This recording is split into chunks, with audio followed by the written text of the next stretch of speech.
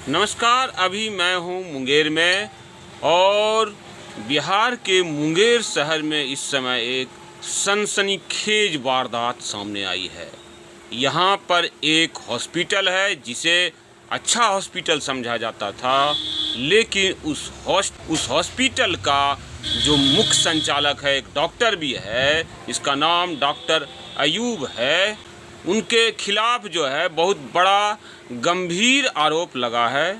एक पीड़ित हैं जिनका नाम मैं आपको बाद में बताऊंगा, लेकिन उस पीड़ित के द्वारा एक पत्रकार को बताया गया है कुछ। वो पत्रकार मेरे सामने हैं और वो पत्रकार ही आपको सब कुछ बताएंगे कि क्या मामला है। सर, ये बताइए कि ये जो डॉक्टर अयूब का मामला है वो क्या है?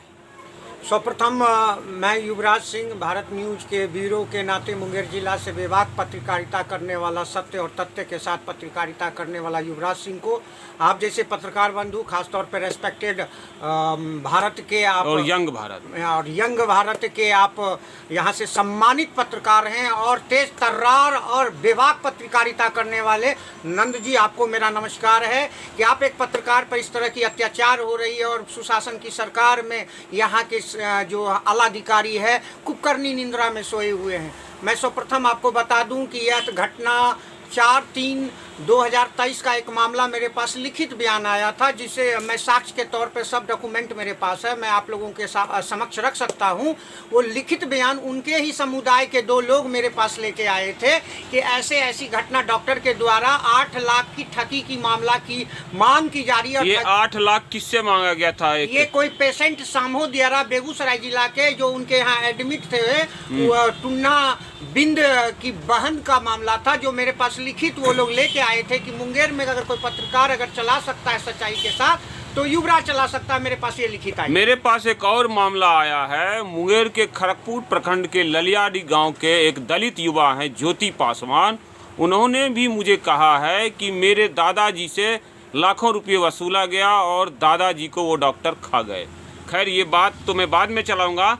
अभी ये बताइए कि जो है क्या वो पेशेंट बची या नहीं जिनसे लाखों वसूला गया? देखिए, मैं आपको बता दूं कि उनके आने के बाद पत्रकारिता एक ऐसा चीज है, जनता की आवाम की आवाज पत्रकारिता होती है। सच्चाई के साथ पत्रकारिता करने वाले लोग अब बहुत शेष बच चुके हैं। वैसे स्थिति में मैं उस गरीब की आवाम की जवाब बनकर मैंने लाइव किया था और उस लाइव पर उसके पति और उसके भाई अपनी बातों को रखा और मैंने उसको चलाने के बाद यह लाइव के बाद कहीं ना कहीं ये लाइव वायरल होने के बाद डॉक्टर साहब को फ़ोन गया और डॉक्टर साहब हरकत में आए।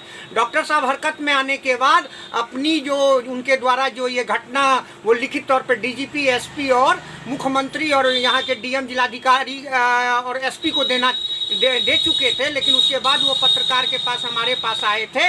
मुंगेर में भी बहुत सारे पत्रकार हैं, मुंगेर में बहुत ऐसे पत्रकार हैं जो कि रिकॉर्डेड चलाते हैं और यहाँ के पत्रकारिता में हमने बहुत अल्प समय में सच्चाई के साथ पत्रकारिता करने के कारण ख्याति प्राप्त करने के लिए मेरे पास वो लोग आए और बोले कि सर, मैं गरीब आदमी हूँ, मैं मकान बेचकर 5 लाख दे चुका हूँ और 3 लाख की और मांग कर रहा। क्या बीमारी क्या था? वो बीमारी नॉर्मल सा था जो हमें उस समय वो लिखित में दिए और जो बताए अपने बयान में कि मेरी बहन डिलीवरी की पेशेंट थी, उसकी धुलाई के दौरान में जो है कुछ अंदर में टाका वगैरह करने के दौरान में जो मेडिकल साइंस होता है उसमें कुछ प्रॉब्लम आ गई थी। प्रॉब्लम के कारण सीरियस हो गई थी। हम वहाँ से लेकर सदर हॉस्पिटल में आए। सदर हॉस्पिटल जो रेफरल अस्पताल मुंगेर के नाम से जाना जाता है, वहाँ से इनको बाहर उपचार के लिए, बेहतर उपचार के लिए रेफर किया गया था। लेकिन वहाँ पर आपसे भी मांग करूंगा और यहाँ के आला अधिकारियों से भी मेरी मांग होगी कि आखिर में रेफरल अस्पताल में दलाल की दलाली क्यों चलती है? वहाँ पर से कोई महिला दलाल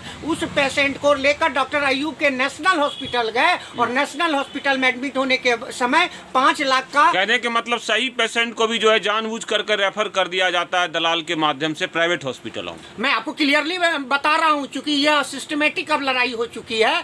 मुंगेर सदर अस्पताल में वैसे बहुत सारे महिलाएं दलाल और चाहे कंपाउंडर वहाँ पर दलाल हैं कि वो वहाँ पटना चाहे भागलपुर अच्छे उपचार के लिए लोगों को, पेशेंट को रेफर करने के बाद नहीं भेजते हैं, वहाँ पर से सीधे ले जाते हैं जहाँ से 5,000 और 10,000 प्रति पेशेंट उनको परसेंटेज मिलता है वहाँ पहुँचा देते हैं। 5-10 हजार में लोगों का, लाखों का घर बिकवा देते हैं, जमीन बिकवा देते हैं, यही ना? यही हालात को मैंने उजागर किया। उजागर करने के बाद जब यह बात आग की तरह फैली तो डॉक्टर साहब उस मरीज को मैनेज कर लिए, और मैनेज करने के बाद उस मरीज से हमको फिर कहवाए कि आप जो है ये न्यूज चलाएं, इसको डिलीट कर दीजिए। मैंने उसके कहने पर कि जब आपकी काम हो ही गया, आप मैनेज कर ही लिए, आप समझौता कर ही लिए, तो मुझे डॉक्टर से कोई शिकायत और पर्सनल दुश्मनी नहीं है। मैंने उसको डिलीट कर दिया। डिलीट करने के तत्पश्चात डॉक्टर साहब बराबर हमको फ़ोन करते रहे, और हम अपने लाइव कवरेज के दौरान में इंगेज थे। लेकिन जब हमको लास्टली हम फ्री थे, वो हमको फ़ोन किए, हम फ़ोन उठाए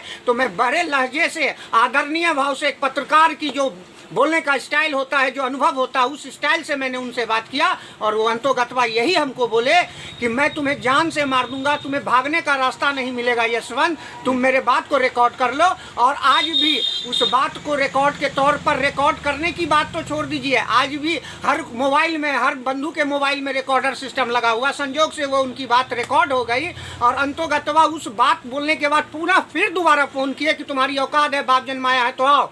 ऐसे स्थिति में मैं मुंगेर के आला अधिकारियों को टेलीफोनिक सूचना देकर, मोबाइल सूचना देकर ये उनको अवगत कराया। उनके द्वारा कहा गया कि आप जो है लिखित इनके लिए थाना में प्राथमिकी दर्ज कराइए। लेकिन मैं उस सेंस से ये कहना चाहता हूँ, प्राथमिकी उस सेंस में मैं दर्ज कराने के लिए तैयार हूँ जब जनता यह देख ले कि अगर मेरी कोई गलती है तो मुझे सजा मिलना चाहिए, अगर उनकी गलती है तो जनता को इसके लिए अपनी राय कमेंट देना चाहिए। और मैं आपके चैनल के माध्यम से माननीय भारत के प्रधानमंत्री और सह बिहार के मुख्यमंत्री और बिहार के गृह मंत्री और बिहार के डीजीपी, बिहार के गृह सचिव, मुंगेर के एसपी और मुंगेर के जिलाधिकारी से मेरा कर्तव्य निवेदन है कि हम जैसे पत्रकार अगर इस सुशासन की सरकार में सुरक्षित नहीं है तो आम जनता का भला क्या होगा।